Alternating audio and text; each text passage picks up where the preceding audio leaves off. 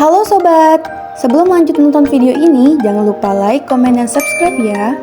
Hayo, siapa nih yang kampas rem roda depan karya Beatnya kayak gini juga? Beda jauh kan sama yang ini? Pirnya sudah rusak, begitu pula dengan kampas remnya yang sudah halus. Itu tandanya kampas rem depan kamu harus segera diganti.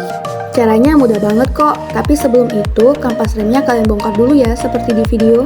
Nah, barulah sekarang kita ke proses pemasangan kampas rem yang baru.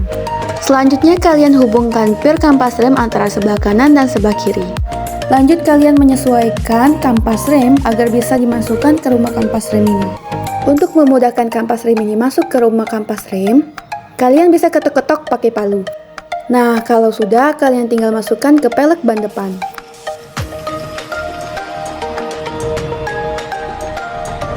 Lalu setelah itu, kalian tinggal masukkan as roda depan karya Beatnya.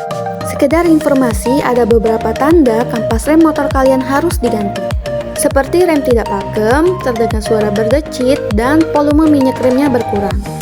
Langkah terakhir, kalian tinggal pasangkan baut as roda depannya dengan kencang agar tidak lepas.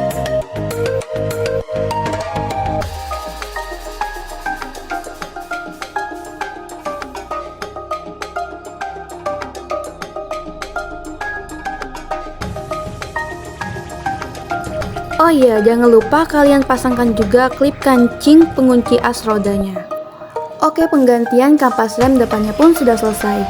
Sekian saja video kita pada kali ini, sampai jumpa di video kita selanjutnya. Bye-bye!